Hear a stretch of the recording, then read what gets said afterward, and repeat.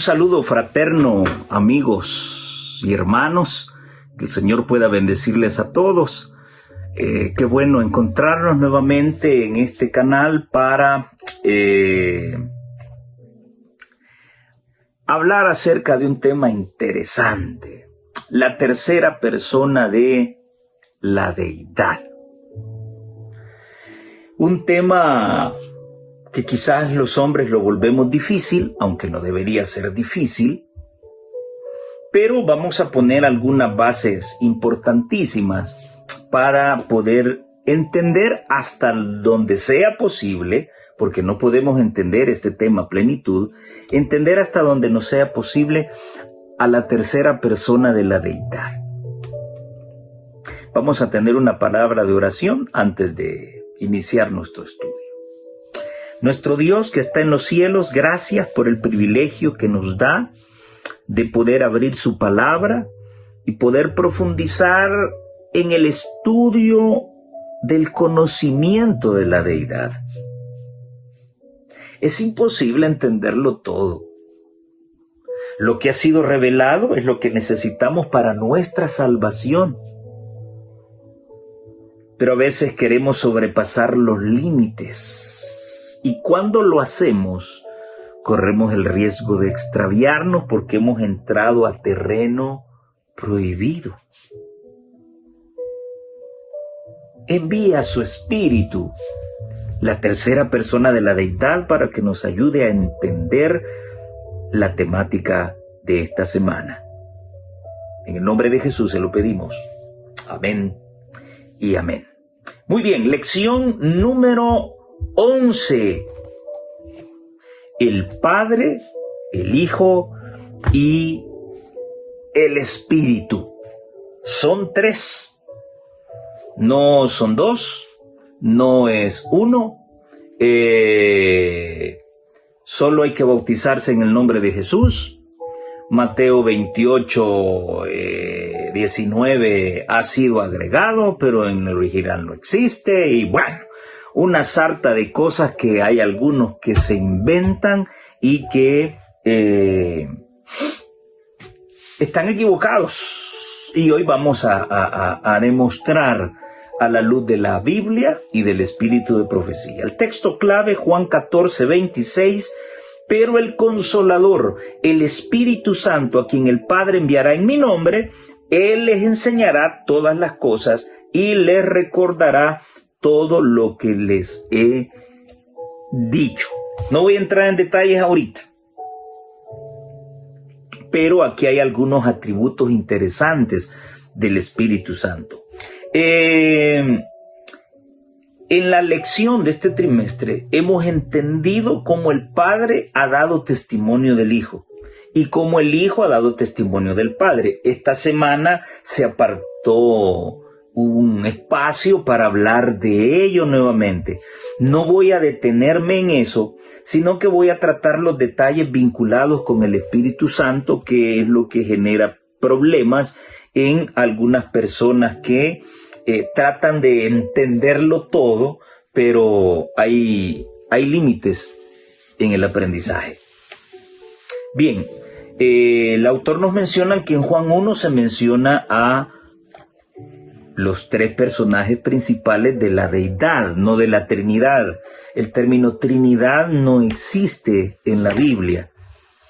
Se dirige al Padre, al Hijo y al Espíritu Santo como la deidad. La deidad. Bien,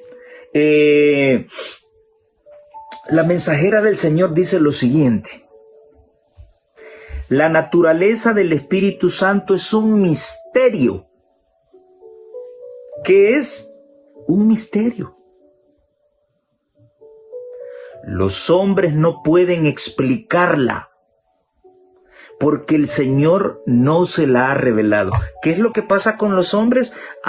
Nosotros no podemos explicar a plenitud todo ese misterio de Dios. No podemos. El Señor no nos ha revelado eso.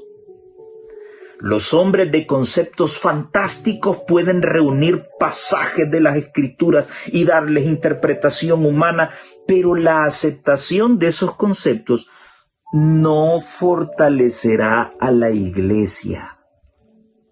Ustedes se acuerdan de centinelas de la deidad. Se salieron de la iglesia. Comenzaron a atacar la doctrina del Espíritu Santo. Y finalmente terminaron llamándole bruja a la sierva de Dios. Yo me decía algo. Hay tantos textos de la sierva de Dios que explicaban o hablaban acerca de los 3 grandes poderes que existen ahí arriba. Y hubieron muchas personas que se salieron de la iglesia para seguir a los tipos que inventaron este falso movimiento. Yo me pregunto una cosa, ¿cómo es posible que una persona va en la noche con su vehículo y lleva por todos lados lámparas láser y aún así se va en un bache? ¿Cómo es posible? Si tiene una iluminación perfecta, ¿cómo es posible que se vaya en un bache? ¿Por qué teniendo tanta luz algunos se confunden con la doctrina del Espíritu Santo? Es inaudito realmente. Debo tocar el tema con humildad. ¿Por qué? Porque es un misterio de Dios y el Señor no me ha revelado a plenitud esto. Y aquellos fanáticos que aparecen tomando las Escrituras, tratando de explicar lo inexplicable, no enriquecen a la iglesia ni fortalecen a la iglesia. En cuanto a estos misterios, demasiado profundos para el entendimiento humano, el silencio, dice ella, es oro. Donde la Biblia cayó, yo debo callarme también. El oficio del Espíritu Santo se especifica claramente en las palabras de Cristo. ¿Cuál era el oficio del Espíritu Santo? Cuando Él viniere, convencerá al mundo de pecado, de justicia y de juicio. Por eso es que a mí no me preocupa convencer a una persona cuando estoy hablando del Evangelio. Porque a mí no se me es dada la potestad de convencer. Ese es el trabajo del Espíritu Santo. Ahora que el Espíritu Santo toma a los hombres para poder convencer a quienes están escuchando su palabra, pues el humano es instrumento. Pero mi misión es predicar las buenas nuevas de salvación. Convencer no, quien convence es el Espíritu Santo. Eso debe quedar muy claro. Es el Espíritu Santo el que convence de pecado. Si el pecador responde a la influencia vivificadora del Espíritu, será inducido a arrepentirse y a comprender la importancia de obedecer los requerimientos divinos. Al pecador arrepentido que tiene hambre y sed de justicia, el Espíritu Santo le revela el Cordero de Dios que quita el pecado del mundo. Y entonces, dice el Señor, tomará de lo mío y os lo hará saber, dijo Cristo. Él os enseñará todas las cosas y os recordará todas las cosas que os he dicho. Esto está en Hechos de los Apóstoles, la página 42 y la página 43. La mensajera del Señor también menciona de que el Padre es la plenitud de la deidad, el Hijo es la plenitud del Padre y de la deidad, y el Espíritu Santo es la plenitud de ambos, de tanto el Padre como el Hijo. El Consolador que Cristo prometió enviar después de ascender al cielo es el Espíritu en toda la plenitud de la divinidad, poniendo de manifiesto el poder de la gracia divina a todos los que reciben a Cristo y creen en Él como un Salvador personal. Y dice ella, con esto ya me podría ir, hay 3 personas vivientes en el trío celestial. En el nombre de estos 3 poderes, el Padre, el Hijo y el Espíritu Santo, son bautizados los que reciben a Cristo mediante la fe. ¿En el nombre de quién debemos ser bautizados? En el nombre del Padre, del Hijo y del Espíritu Santo, no solo en el nombre de Jesús. Y esos poderes colaborarán con los súbditos obedientes del cielo en sus esfuerzos por vivir la nueva vida en Cristo. Bueno, con esta base quiero pasar a la obra, la explicación de la obra del Espíritu Santo. Bien, en el capítulo 3 de Juan, Jesús pone algunos conceptos filosóficos frente a un maestro de la ley, Nicodemo. Y cuando el Señor le dice, bueno, es necesario nacer de nuevo. ¿Cómo es esto? Dice Nicodemo. ¿Acaso un hombre puede volver a entrar al vientre de su madre? Y Jesús le dice, de cierto te digo, versículo 5 del capítulo 3 de Juan, el que no naciere de agua y del Espíritu no puede ver el reino de los cielos. ¿Nacer de qué? Nacer del agua y del Espíritu. No solo del agua, también con fuego, el Espíritu Santo. Lo que es nacido de la carne, carne es, y lo que es nacido del Espíritu, Espíritu es. No te maravilles de esto que te he dicho, le dice a Nicodemo. Te es necesario nacer de nuevo. Tú oyes el sonido del viento, pero no sabes de dónde viene, ni para dónde va. Solo lo sientes. Así es todo aquel que es nacido del Espíritu. Y este no era el borracho famoso de la colonia. ¿Qué está haciendo aquí? Bueno, no sabes de dónde vino. El Espíritu Santo lo trajo hoy. Esa joven perdida en las noticias, ¿qué está haciendo acá? No sabes de dónde viene. ¿Por qué medio llegó a la iglesia? El Espíritu Santo la trae. Así es como el viento. Bueno, le dice Nicodemo, no entiendo. ¿No entiendes? ¿No entiendes lo que te expliqué de cómo nacer de nuevo? ¿No entiendes lo del viento?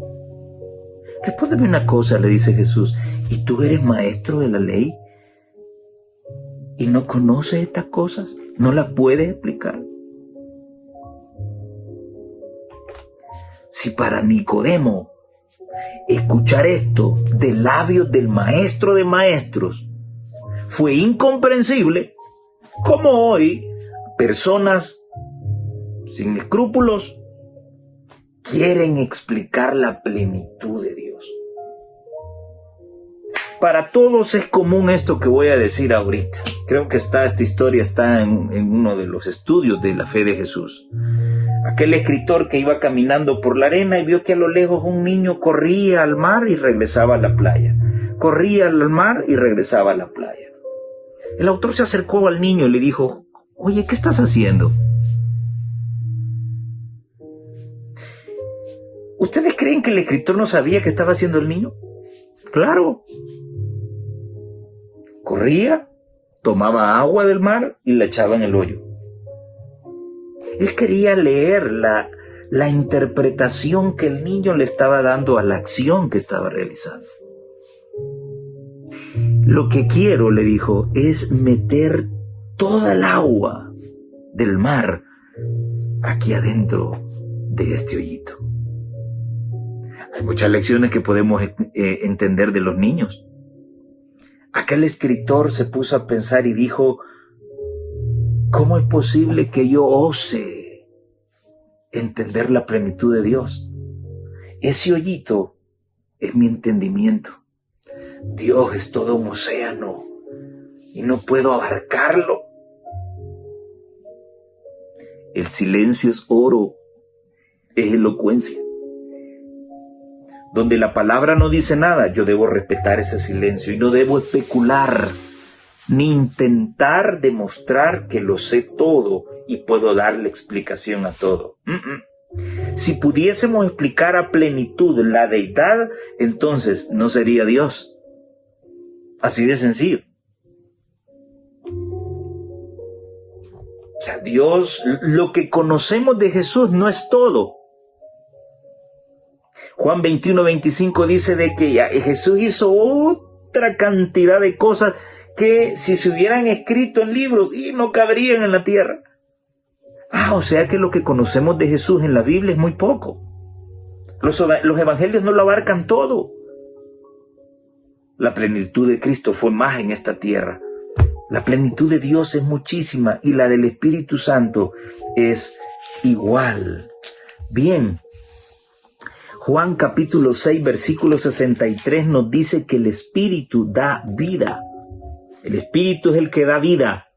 La carne para nada aprovecha. Las palabras que yo os he hablado son espíritu y son vida. O sea, el Espíritu y yo estamos conectados, decía Jesús.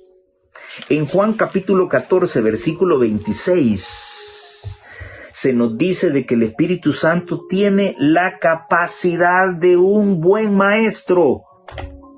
Enseñar y recordar. Esa es la misión. Eso es lo que hago yo durante todo el año. Enseñarle a los chicos, enseñarles y estar recordando la lección anterior para pasar a la siguiente.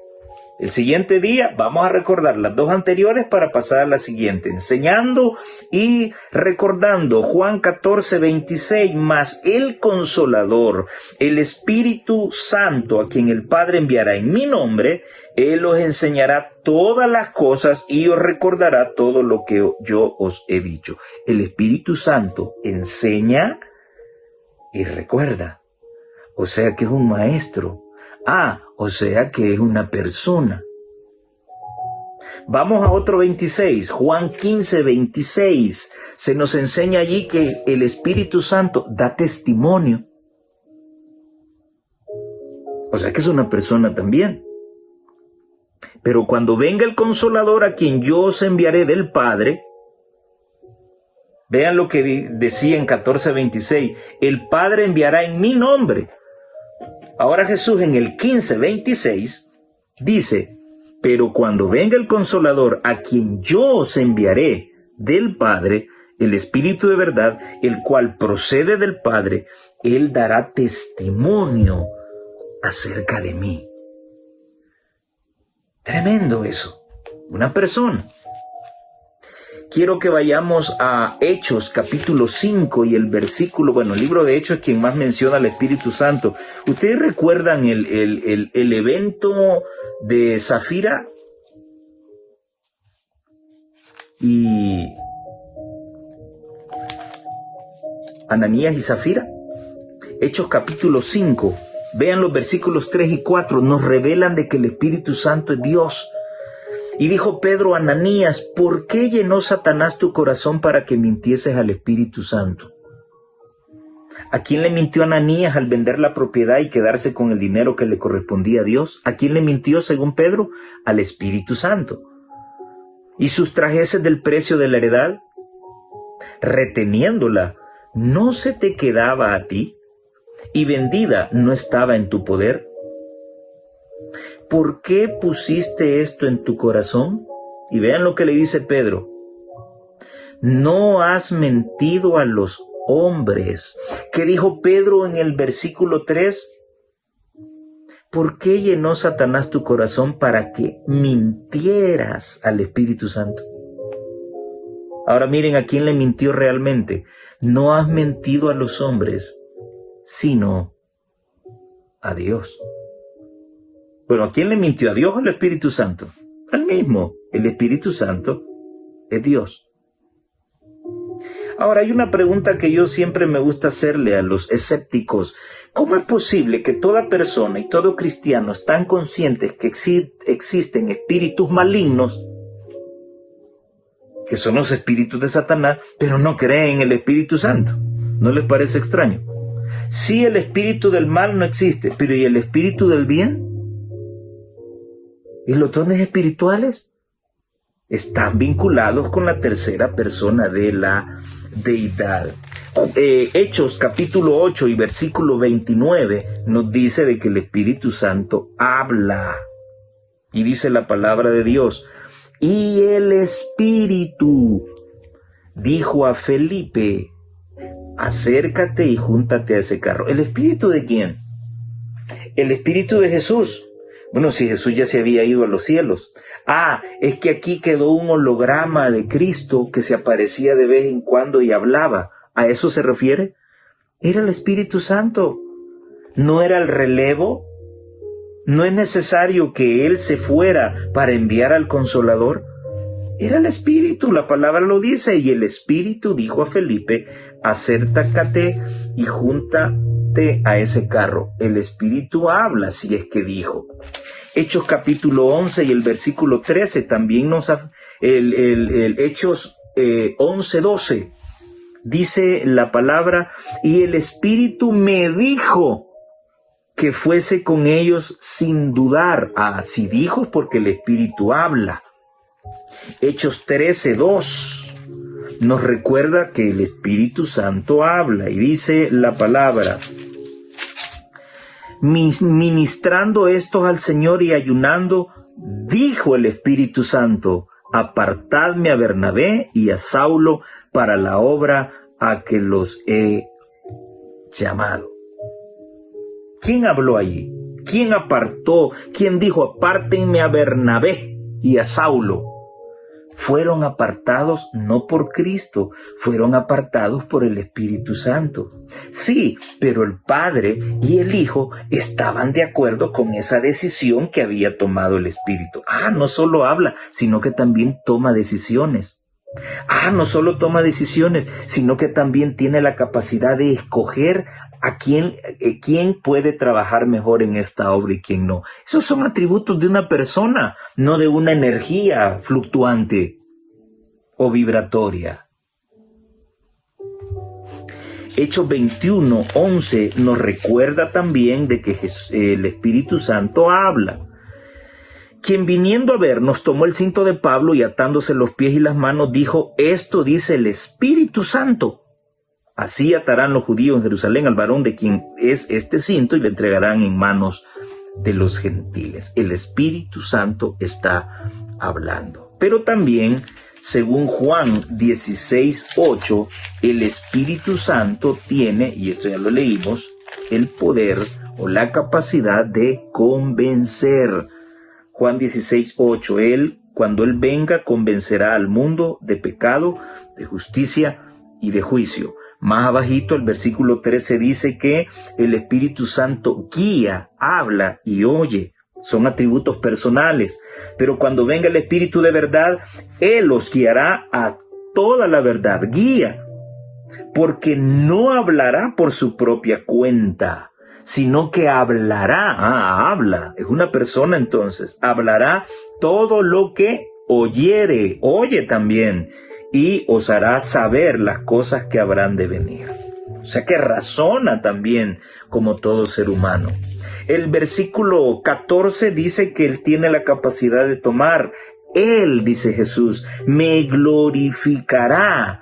El Espíritu Santo tiene el poder de glorificar, así como el Padre lo tiene y el Hijo también lo tiene. Él me glorificará porque tomará de lo mío y os lo hará saber. ¿Y cómo os lo hará saber? Bueno, con la palabra hablada.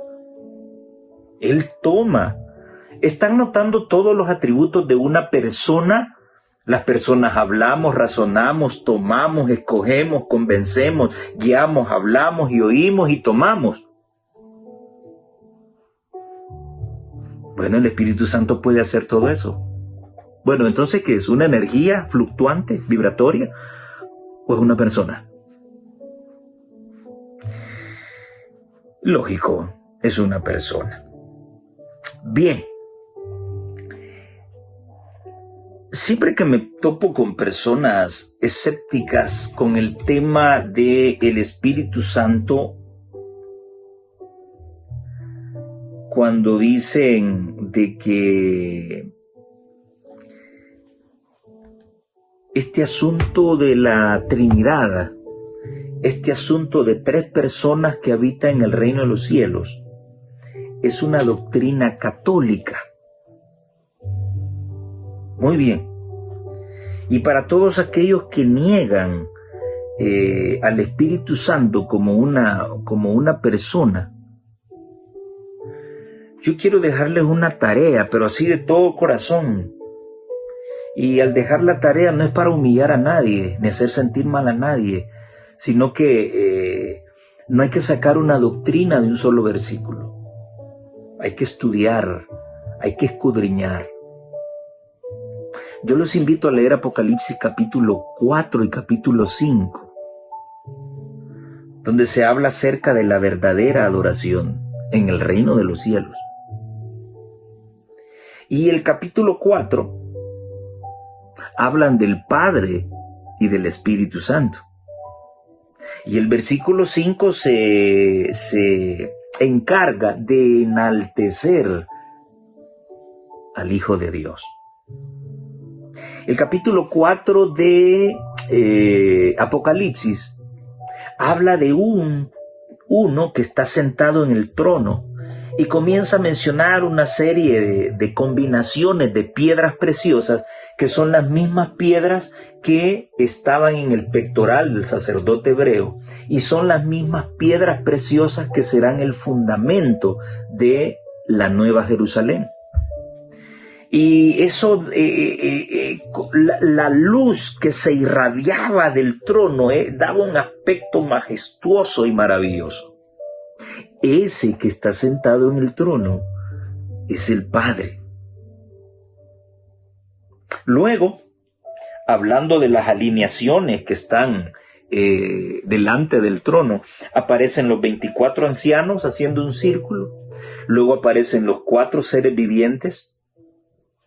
Pero enfrente del trono aparece un candelabro de 7 brazos. Y ustedes saben que el libro de Apocalipsis llama a ese candelero los 7 espíritus de Dios. Y ahí se mencionan también Apocalipsis 4. Bien, tenemos al Padre y tenemos al Espíritu Santo. Ahora, en el capítulo 5 de Apocalipsis, se menciona un cordero como inmolado, ensangrentado, que tiene 7 ojos en la frente, que son los 7 espíritus de Dios. Vuelve a vincularlo con el candelabro que estaba enfrente del trono. El ligamiento entre Cristo y el Espíritu. Y ese cordero como inmolado apareció en medio entre el Padre, el Espíritu y el Hijo. Ahí están los 3 en Apocalipsis 4 y 5. ¿Cómo es que alguien va a decir que esto es doctrina católica? Pero si ni ellos lo estudian así, ni ellos lo ven así, ¿cómo es que algunos van a acusar a la Iglesia Adventista que la doctrina de 3 personas en el reino de los cielos es una doctrina católica? Ya les leí algunos pasajes de la sierva de Dios donde ella habla de esos 3 grandes poderes que existen ahí arriba. Ahora, yo creo que el problema que algunos tienen es que al hablar de la Trinidad, que es un término que no existe en la Biblia, existe deidad o divinidad para referirse a los 3. Algunos tienen el concepto de las civilizaciones precolombinas, donde aparecían los tótem, que era un palo recto de madera que traía diferentes caras, ¿sí? Donde pues se simulaban muchas veces los dioses de esas civilizaciones. Yo quiero tomar un pasaje bíblico que todos conocemos muy bien. Cuando el Señor bendice al hombre y a la mujer, y el Señor les dice de que no es bueno de que el hombre esté solo, sino que le voy a hacer ayuda idónea. Y le hizo a la mujer. Y Génesis capítulo 2, versículo 24 dice: por tanto, dejará el hombre a su padre y a su madre y se va a unir a su mujer y serán una sola carne. Y entonces cuando Dios bendice al hombre y a la mujer y permite que se casen, que se unan, el hecho de unirse y y volverse una sola carne, quiere decir que en ese momento el hombre y la mujer se unieron, fueron una sola carne y ahora ya no teníamos dos cuerpos separados. Ahora teníamos un solo cuerpo con 2 cabezas, 4 brazos y 4 piernas. Eso es lo que da a entender la Escritura. Habían sido unidos en propósito, en pensamiento, en amor, pero seguían manteniendo sus cuerpos individuales. Esa es la relación que tiene el Padre, el Hijo y el Espíritu Santo. Son 3 personas que mantienen su individualidad física, su individualidad espiritual, como quiera verlo el físico, el metafísico o el religioso. Son 3 personas individuales. ¿Qué las une? Las une el amor. Cuando la Biblia dice, porque de tal manera amó Dios al mundo, ¿sí? El Padre y el Hijo amaron al mundo y lo demostraron enviando a Jesucristo a esta tierra. Es como que usted tenga 3 nutrientes. Usted tenga, me invento algo, tenga hierro, molibdeno y tenga manganesio. Y esos 3 los meta usted en una cápsula, ¿sí? Usted tiene una vitamina. Lo mismo pasa con el Padre, el Hijo y el Espíritu Santo. El Padre, el Hijo y el Espíritu Santo son esa vitamina y están encerrados en una cápsula llamada Dios. Sí, los 3 son dioses, sí, pero son uno, no se manifiestan como 3, no, son 3 personas unificadas en una sola deidad. Hermanos y hermanas, esto es teología, esto es retórica, esto es teoría. ¿De qué me sirve a mí descubrir el misterio del Espíritu Santo si no voy a permitir que Él toque mi corazón para cambiar mi mala forma de vivir el cristianismo? Tenemos que nacer de nuevo, dijo Jesús. Sí. Porque el que es nacido de Dios no peca, dice el mismo Juan en la epístola. No peca porque la simiente de Dios, que es Cristo, está en él y no puede pecar. Si decimos que somos cristianos y seguimos pecando, entonces no somos cristianos. Ya no somos nacidos de Dios. Por eso es que tenemos que renacer nuevamente. Necesitamos ser bautizados por fuego. Entonces, ¿de qué me sirve a mí conocer parte de los misterios de Dios si a la larga esto no va a impresionar mi corazón, no voy a ablandarme y no voy a cambiar de actitud? La teoría es una cosa, es muy básica, pero es lo que el amor de la verdad haga en nuestro corazón lo que finalmente va a traernos salvación. No me sirve de nada hablar cosas bonitas de Jesús y conocerme a perfección la historia de Jesús si ese hermoso Cristo no ha cambiado mi corazón. Si ese Cristo poderoso está fuera de mi corazón porque mis pecados lo tienen fuera. Yo espero que entendamos que conocer la plenitud de Dios no es nuestro trabajo. Nuestro trabajo es hablar de la grandeza de Dios. Son 3 poderes, lo que demuestra que ha sido dada toda la ayuda necesaria de parte del cielo para el hombre, para vencer el pecado en esta tierra y ser testimonios vivos con autoridad moral para conquistar otros corazones. Eso es lo que vale la pena. Y ese es el mensaje que desearía que cambiara tu corazón para que seas una hermosa luminaria en este mundo. Que el Señor te bendiga en gran manera y nos vemos en la próxima.